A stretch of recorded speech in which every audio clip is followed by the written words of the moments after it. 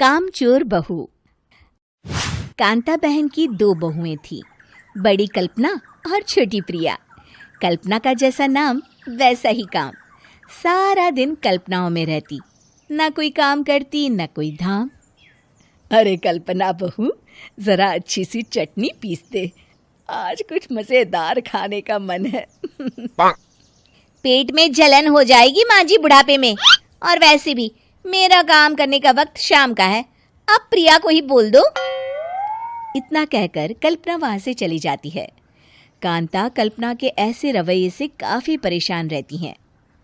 मैं बना देती हूँ माँ चटनी। ऐसा बोलकर प्रिया माँ को चटनी बनाकर प्लेट में खाने को देती है कि तभी वहां कल्पना आ जाती है। अरे वाह चटनी, जरा चख कर तो देखूं, बड़े दिन हो गए। अरे नहीं बहू, तू तो रहने ही दे चटनी खाना, पेट में जलन हो जाएगी।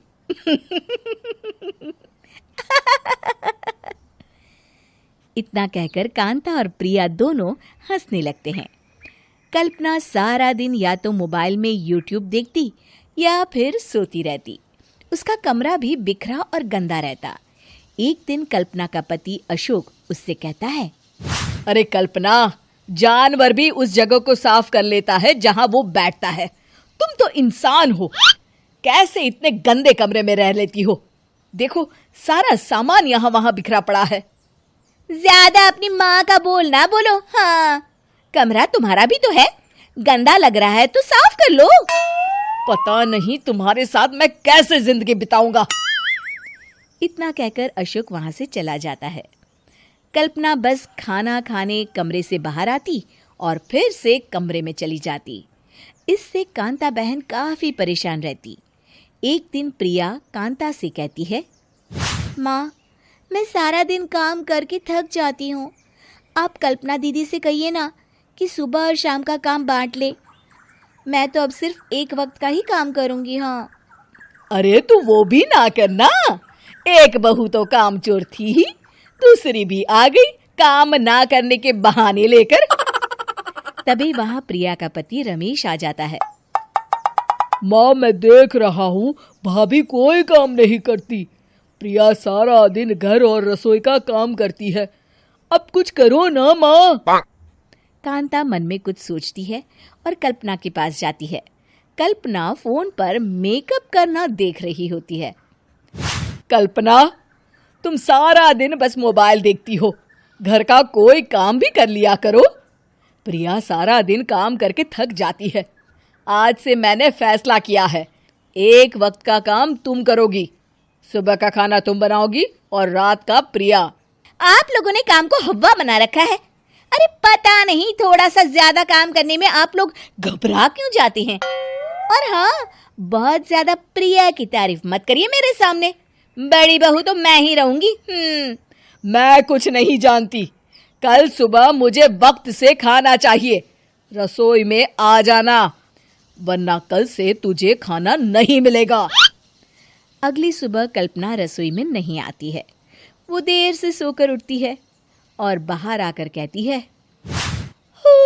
अरे भूख लगी है, आज खाने में क्या है? इतनी देर हो गई, आज किसी ने मुझे उठाया भी नहीं, पता नहीं कहाँ है सब। कल्पना को घर में कोई नहीं दिखता। वो रसोई की तरफ जाती है जहां बड़ा सा ताला लगा होता है। अरे रसोई में ताला! ओ, मैं तो भूल ही गई थी। माँ ने आज से सुबह का खाना मुझे बनाने को कहा था। हे भगवान, इतने लोगों का खाना बनाना क्या आसान है? तभी घर के सारे सदस्य बाहर से वापस आते हैं। वाह माँ जी, मजा आ गया छोले भटूरे खाकर। मेरे मुंह में तो अभी भी स्वाद आ रहा है। अरे कल्पना, तेरे भरोसे रहते तो हम तो भूखे ही रह जाते। कल्पना को बहुत गुस्सा आ जाता है। अब बहुत हो गया, आज से मैं अपनी रसोई अलग कर रही हूँ, मैं अपना खाना खुद बना लिया करूंगी। कल्पना अपनी रसोई अलग कर लेती है, पर आए दिन उसका देर से उठना और काम न करने की आदत से वो भूखी ही रह जाती थी। उसी के सामने घर के लोग अच्छे अच्छे पकवान खाते और कामचोर कल्पना को जैसे तैसे ही खाना बनाकर खाना पड़ता। पर एक दिन तो हद ही हो गई। माँ, दीदी आज सुबह से कमरे से बाहर नहीं निकली, हमें जाकर देखना चाहिए। सो रही होगी कामचोर कहीं की, पर तुम कहती हो तो चलो देख लेते हैं उसे। कल्पना कमरे में पेट पकड़कर बैठी होती है। हाय मेरा दर्द, पेट दर्द के मारे मर रही हूँ मैं।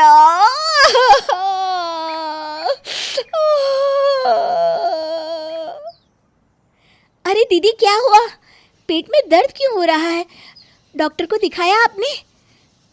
माँ, कल्पना खड़ी होती है और माँ जी के पास आती है। मुझे माफ कर दीजिए, अब से मैं सारे काम में मदद करूंगी, कभी आलस और काम चोरी नहीं करूंगी। हाँ हाँ, वो तो ठीक है, लेकिन अचानक क्या हो गया जो तू काम करने को तैयार हो गई? कामचोर कल्पना। माँ, लगातार बासी और उल्टा पुल्टा खाना खाने के कारण मेरे पेट में इन्फेक्शन हो गया है। काम न करना पड़े इसलिए मैं 2 दिन का खाना एक दिन ही बना लेती थी। बासी और खराब खाना खाने के कारण लेने के देने पड़ गए। पेट में दर्द हो रहा है। चलो अच्छा हुआ, देर आए दुरुस्त आए।